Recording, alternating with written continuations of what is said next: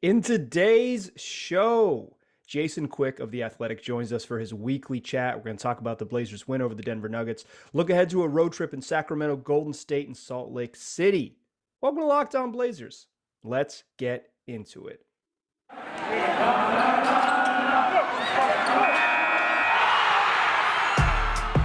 You are Locked On Trailblazers, your daily Portland Trailblazers podcast.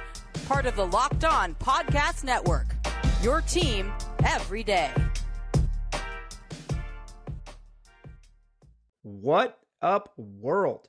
It's your past first point guard and Trailblazers reporter Mike Richmond. You are listening to another episode of Locked On Blazers, part of the Locked On Podcast Network, available wherever you get podcasts, and now also on YouTube. If you're listening to the show and you haven't subscribed to YouTube, do me a favor, go to YouTube right now and search Locked On Blazers and subscribe. If you're watching on YouTube and you're not a subscriber yet, go ahead and smash that button. We do this 5 days a week. It's free wherever you get podcasts, as well as YouTube. It's the only daily Trailblazers podcast. So get on board. Have fun with us. We have fun here. I promise you'll enjoy it. In today's show, Jason Quick of The Athletic is going to join us a little bit later. We're going to talk about the Blazers win over the Nuggets, a little bit about the Blazers offense, and look ahead to an important and should be telling road trip and coming up over the Thanksgiving weekend.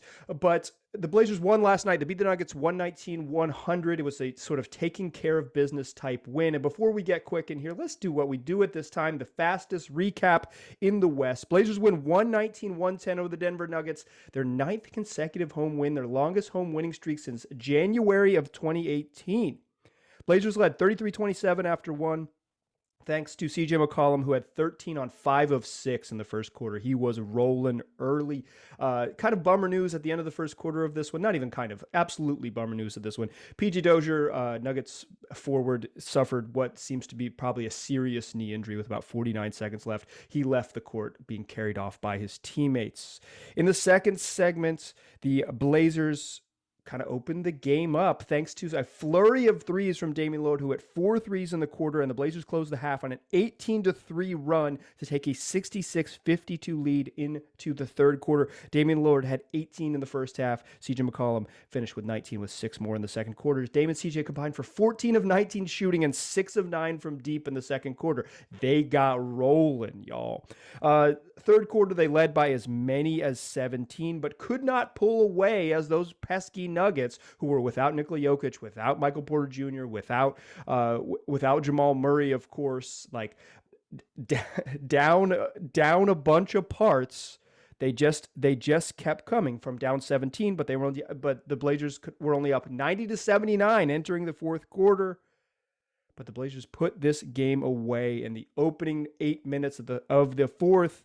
And when Damian Lillard hit ahead to Norman Powell on the fast break for a no-look pass and an easy bucket for Powell at the rim, and the Blazers led 113-94, both teams emptied their bench. The Blazers emptied their bench for real. The Nuggets were already playing their bench. And then in the closing seconds, the real highlight of this game was that Blazers rookie Greg Brown threw down an East Bay funk dunk. That's a through-the-legs dunk of the break. By some accounts, maybe just the second through-the-legs dunk in the history of an in-game NBA. It was truly a highlight for the ages. If you haven't seen it, go find it. Greg Brown, an absolute ton of fun. In this game, CJ McCollum finished with 32 points. He shot 13 of 19 from the floor and 5 of 9 from deep. Damian Lillard added 25 points and 5 assists. Norman Powell had 15. Nasir Little had 13 off the bench. Jeff Green paced the Nuggets with 24, and Monte Morris had 16. And Monte Morris, the Count of Monte Assisto, the first ever 4-turnover game of his career for the Nuggets as the Blazers turned up the defense. That's what changed the game in the second quarter and what's allowed them put the Nuggets away late. This was a taking care of business win, 119-100. The Blazers needed a win like this, right? They just needed a win where they were better, where an undermanned team, they kind of took control. And early, they were a little sleepy in the first half. It looked like they maybe were going to make this a close game. And then when they were up 17 in the third quarter, it was like, can they just put a team away for real? Like that's what they need. They need to put a team away for real. And I thought, you saw flashes in that second quarter, and then in the fourth, when the starters got back on the court, it was just like, oh, we're going to be better than this team. It wasn't like they were up 25 and cruising, but up 17 with 3 minutes left. That's the Nuggets played hard as hell. I'll give them credit to them, but this was a game where the Blazers were just more talented, and you needed to win. 9 straight wins at home, improved to 10-8. They're 9-1 at home after losing opening night to the Kings. So they play this evening. I'm recording this on a Wednesday morning. They play the Kings tonight in Sacramento, so to get to avenge their one home loss. They've, a really bumpy start on the road, but after where they've wanted, where they've started, this is a good place to be. They're right in the mix in the Western Conference playoff hunt at 10-8. Like they're right there, striking distance of fourth, no problem. Have not lost contact at all, despite a very rocky road start. And they've turned into a solid home team. Like anyone they play at home, they have a chance to win. And I think the real takeaway from this game is that Dame and CJ got rolling together. Just the second time all season that Dame and CJ have both shot north of 50% in a game. The first one was that second game of the year, a Saturday night win over the Phoenix Suns. It was Chauncey Billups' first win. Is why I remember the day of the week so well. But they hadn't done it in the other 17 games, right? In the other 16 games outside of those two. So when those guys get rolling, this team's going to be good. It's kind of as simple as that. There's obviously more to unpack, and that's what we'll do in the second segment. We'll bring Jason Quick of The Athletic on to unpack the more of what we saw in this game. That's their 119-100 win over the Denver Nuggets. And before Jason Quick comes on, let me tell you about True Bill. It's a new app that helps you identify and stop paying for subscriptions you don't want, you don't need, or you just simply forgot about. On average, people who use Truebill save $720 a year, and that's because companies make subscriptions hard to cancel. So Truebill makes it incredibly simple. Just link your accounts, and Truebill will cancel your unwanted subscriptions in one tap. And if it's more complicated in one tap, here's why you're paying money for Truebill, because they've got a concierge who will track down and cancel your unwanted subscriptions so you don't have to. They make it easy for you. I use Truebill. I went to truebill.com/LockedOnNBA to sort of get an eyeball on all my subscriptions and find out what I was paying for, what I want, and what I didn't need. It took me less than 10 minutes to sign up, link my accounts, and have it all right there waiting for me. It works quickly. It allowed me to kind of get an immediate, instantaneous eyeball on all the subscriptions I'm paying for, because if you're like me, you're paying for a whole bunch. So maybe this could work for you. It was easy enough for me. Maybe it could work for you. So why don't you check it out? Don't fall for the subscription scams. Start canceling today at truebill.com/LockedOnNBA. Go right now. Truebill.com/LockedOnNBA could save you thousands of dollars a year. Truebill.com/LockedOnNBA. Today's show is also brought to you by Built Bar. It's just the best tasting protein bar on the market. That's what they're doing. We are entering the sort of season of sweets here in the United States. There's a lot of empty calories you can eat in the coming months, and some of them are delicious. I'm not discouraging you from eating delicious sweets, but if you need something that packs more of a punch but still gives you that sweet pick me up and still acts as somewhat of a treat, I think Built Bar could be a really wonderful option for you. Look, they're all covered in 100% chocolate. They're all got that candy bar like texture, but they also pack a punch with 17 to 18 grams of protein, 130 to 180 calories, only 4 or 5 grams of sugar and 5 grams of net carbs. All tasty, all healthy. Go get yourself some. Go to built.com and use the promo code LOCKED15. That's built.com, and the promo code is LOCKED15 for 15% off your order at built.com. All right, let's get Jason Quick on here, shall we? Joining me now, none other than Jason Quick of The Athletic. We just did your fastest recap in the West, talked about the Blazers' 119-110 win over the Denver Nuggets, but you know who sat next to me for that game? Was none other than Jason Quick. How you doing, Jason, now that you've had some time away from me, almost 12 whole hours? Good morning, Michael. I'm doing well. Miss you. Yeah, no, it was tough. I know that you missed me because you woke up and tweeted basketball stats. That's how I nerded out. I was thinking about you, so I said, God, get up my numbers with Michael. Yeah, exactly. You got out your pocket protector and your calculator and started crunching the numbers because you honored the nerds. I love it. You mentioned this to me on press row, and then you asked Chauncey Billups about it after the game. The Blazers' offense, in your eyes, is looking a little bit smoother. Where do you see it looking smoother? Because obviously Damian and CJ had really good games last night, but where do you see it? Well, I think they're playing with great flow right now, and I think it originates from Yusuf Nurkic and the pick and roll. Yusuf gets that slip pass from Dame. He's making really smart reads, and it's to meet him he almost, without even looking, knows that Norm's going to be in the corner. And then Norm is is it a closeout? They're just moving the ball really well, I think. And they know where each other are going to be, much more so, I think, than earlier in the season. I think, Chauncey talked about it. CJ talked about it last night, that they've learned what plays work them, and they've learned what is expected of them and where they're supposed to be. As a result, I think a much smoother flow, a much in rhythm type play. And I thought it really jumped out last night offensively, just the way they were moving the ball, and was going to be, I think, more so than any other time this year. Yeah, I'm with you. I also think they've simplified a little bit. Like you talked about the 4 or 5 plays. Like I think they were running a bunch of stuff at the beginning of the year, and I think they've decided like, okay, we can run those movement sets. They even ran stuff with like with Dame and CJ off the ball. Like they're still doing that a little bit, but I think they've dialed it back, and they're saying let's run a little bit of off ball stuff and then get into a side pick and roll, and then run our bread and butter. It's you run what your players are best at to some extent. And I think that for sure helps. I also agree with you. I think Nurk's decision making on pick and rolls has gotten faster and better. What were you going to say? I think that's been one of the strengths, I think, of Chauncey, is that he admitted that early in the season he was throwing a bunch of plays at them, and he would sit in his office or at home and think of a play and then implement it and go, well, it's not working so good. And he's been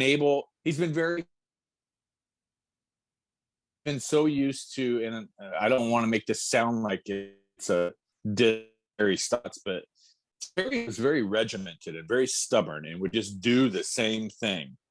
And Chauncey, both offensively and defensively, has shown an ability to react and adapt and experiment a little bit. In the course of a game, they'll change their defensive coverages. Right. And we've seen offensively, they've been able to just like, okay, we're going to scrap that. Let's just go do this. So I think it's really positive for a young coach to have that confidence of, okay, this isn't working. We need to change. Yeah. Yeah. And it also helps when Damian Lillard starts to make shots. Like some of the offense is as simple as Dame gets rolling. And when Dame gets rolling, they're a different basketball team, right? Like pregame. Go ahead.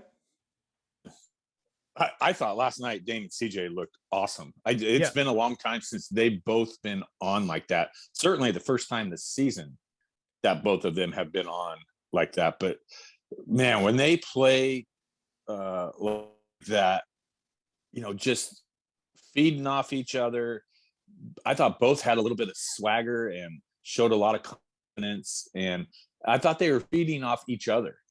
And when they're like that, this team can be pretty electric offensively.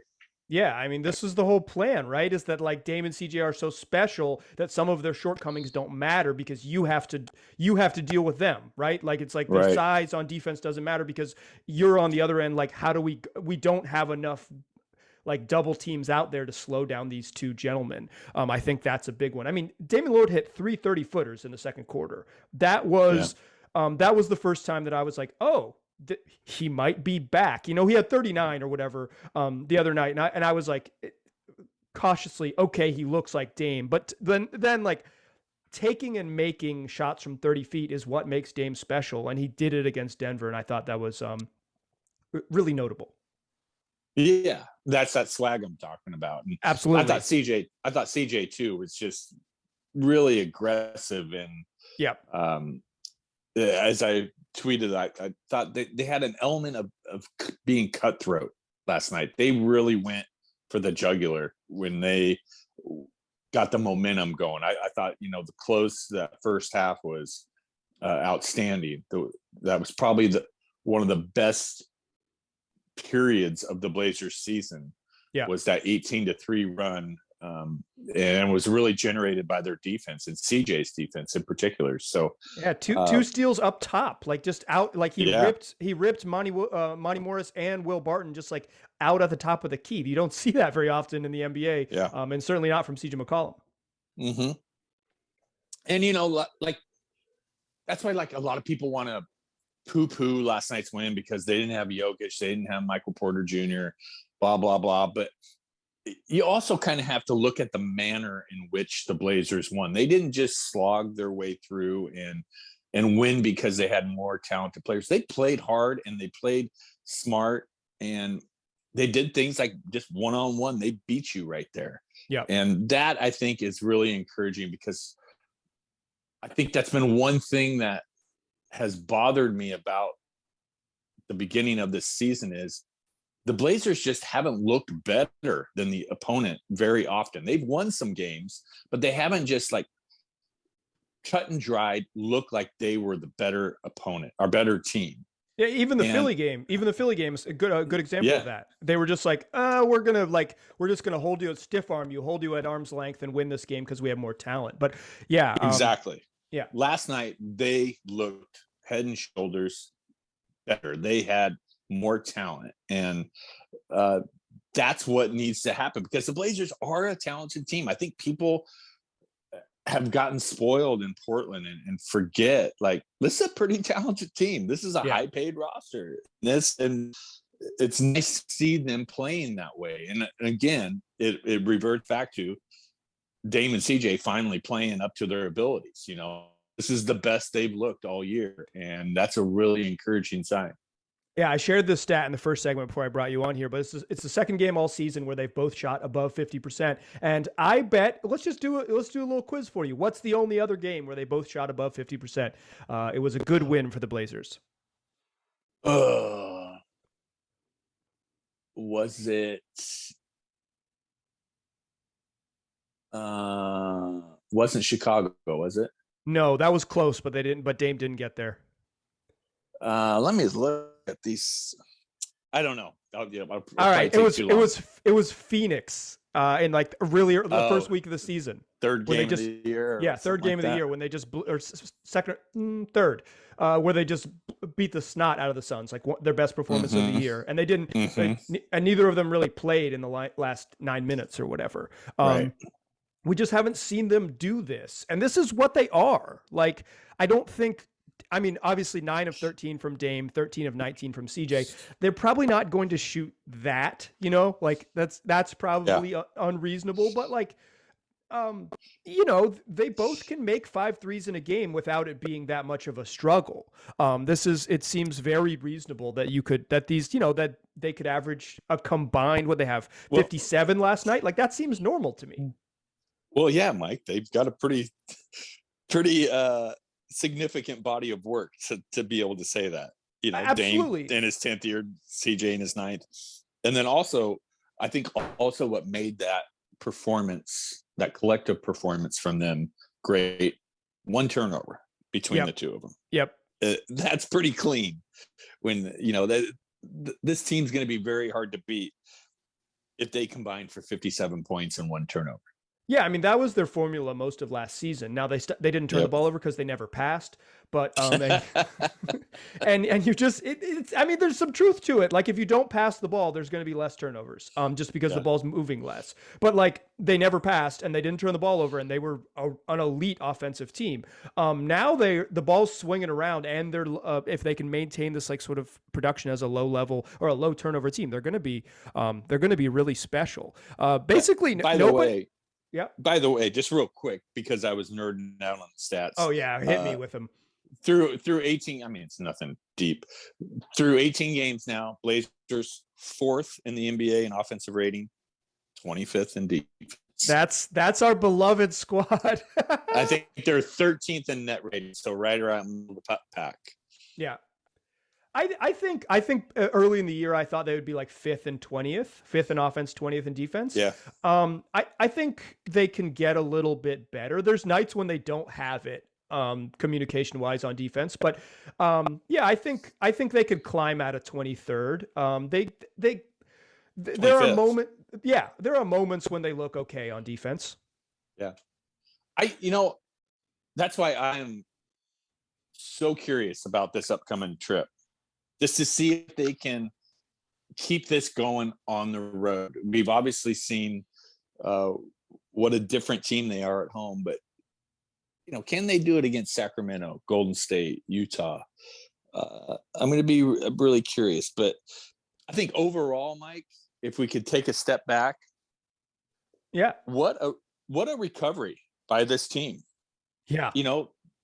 Just think about when they came off that trip, a 29-point loss to Denver. They only won one game, and it was against Houston.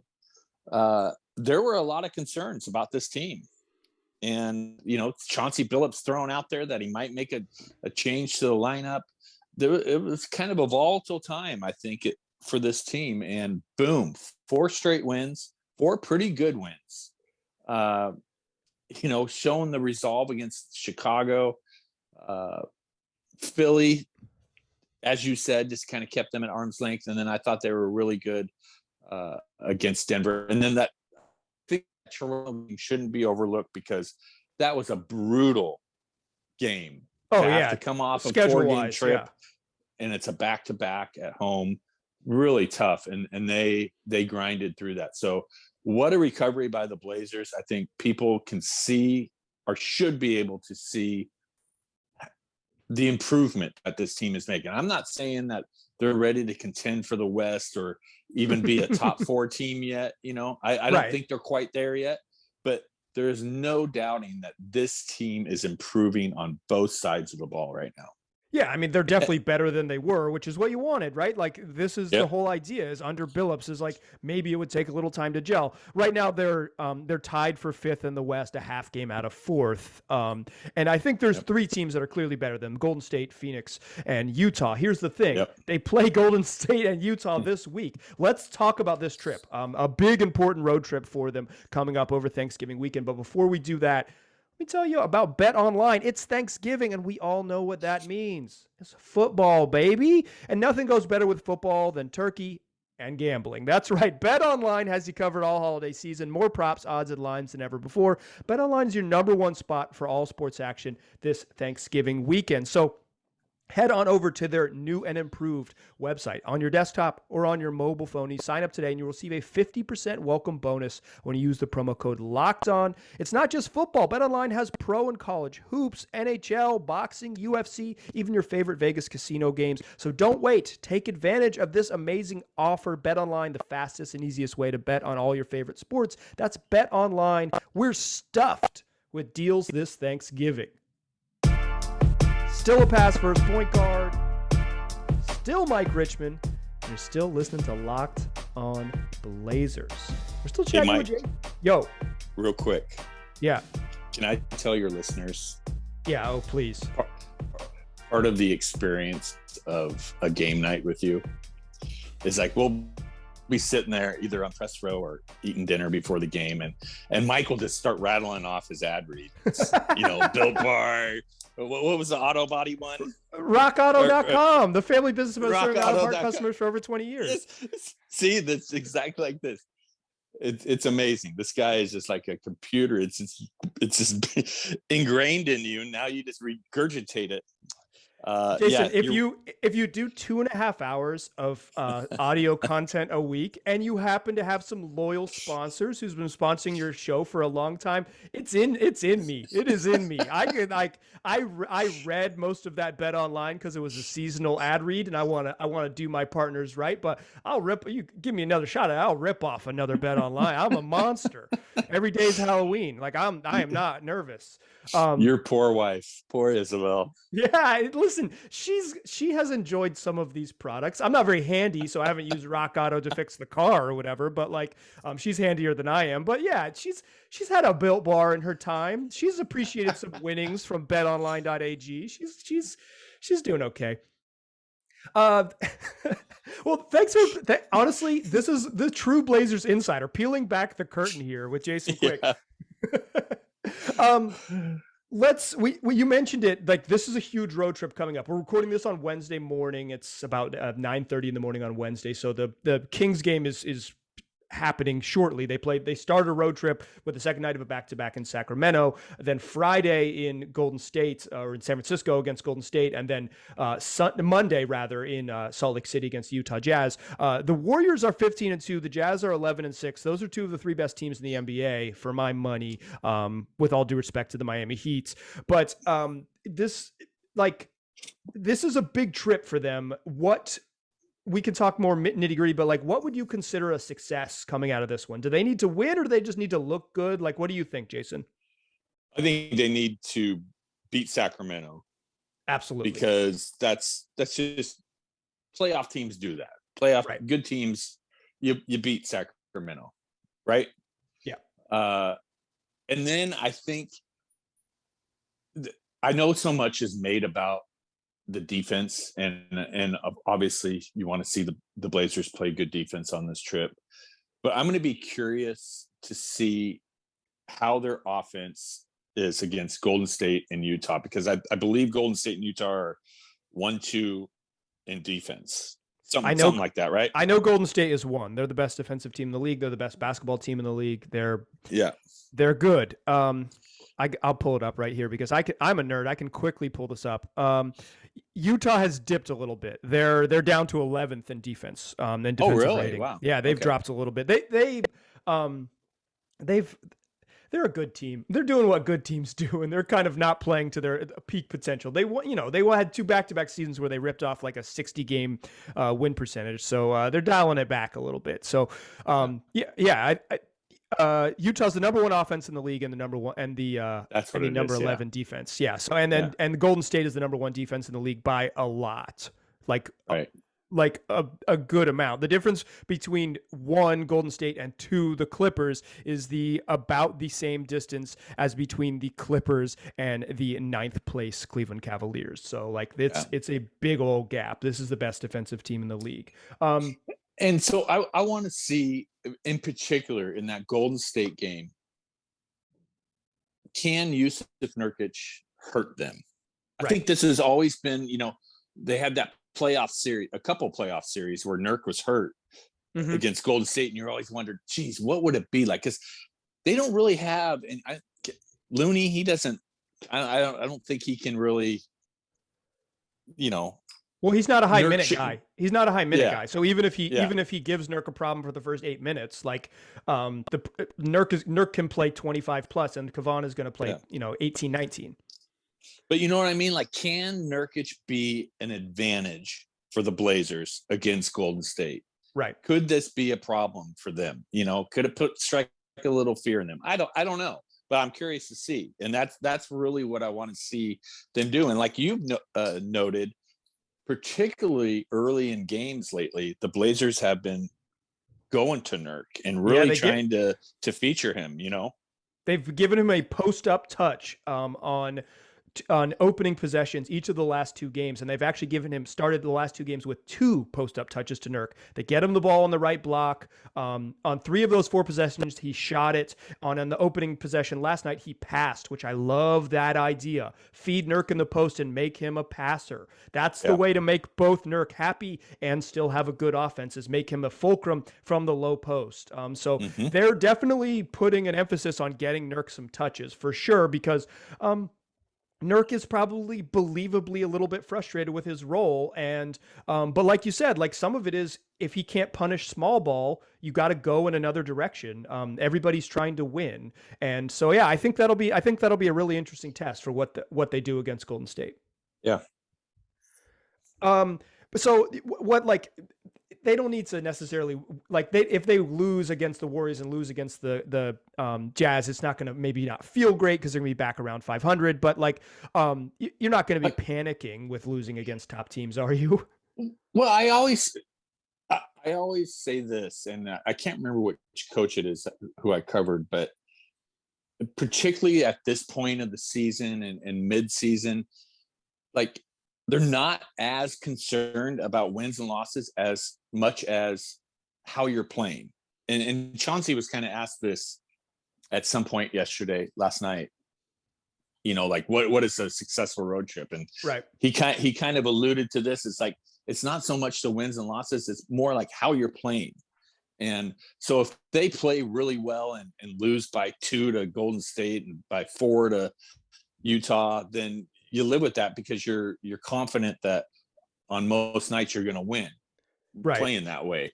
But if you go there and, the old habits start resurfacing where there's a lot of one-on-one or there's blown coverages and people aren't closing out on the 3-point line, then you're back to square one and you're like, oh, geez, here we go again, So I think you want to continue seeing progress both offensively and defensively, and just the style and the spirit, as John would say, the spirit in which you're playing. Are they playing together? Are they playing hard? Are they playing smart?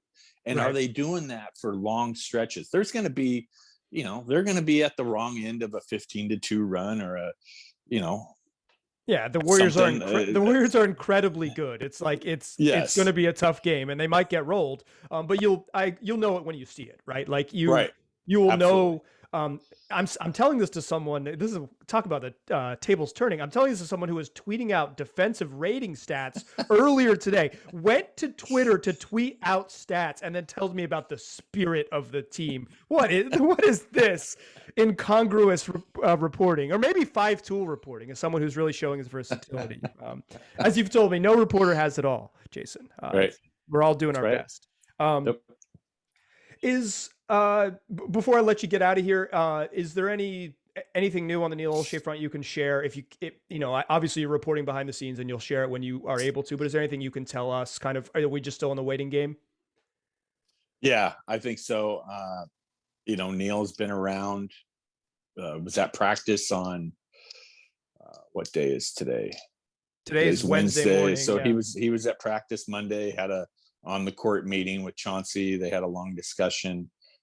He appeared in really good spirits, so I don't know. My sense is that I still think it's a growing chance that he survives this and he's going to remain the top decision maker in the Blazers. So, but I don't have anything new. I haven't found out anything more new. People have been kind of tight-lipped as of late. So I think everyone's just kind of bracing to see how they handle this. Yeah, I mean, I assume we were just wait and see. But here's the thing, dear listeners, if you are waiting and seeing, the best place to wait and look is Jason Quick, the best reporter covering the team, and somebody who's doing it longer and better than anyone else. Jason, go enjoy your Thanksgiving. I know you're not going on the road, so you're going to have some time at home with the family to watch football and just enjoy yourself and watch a couple important Blazer basketball games. We'll get you on next week. Appreciate you joining us. Dear listeners, go subscribe to The Athletic and then tell your friends about this podcast. Tell them they can get it wherever they listen to podcasts, as well as on YouTube. Just search Locked On Blazers. You will find us wherever you are looking for us. We'll recap the Kings game. They're playing this evening. We're recording this on a Wednesday morning. So Thursday show, that will be a show out on Thanksgiving. We'll recap the Kings game and anything else that comes out of that one. So great time to get on board. We got more coming. Appreciate you listening. Talk to you soon.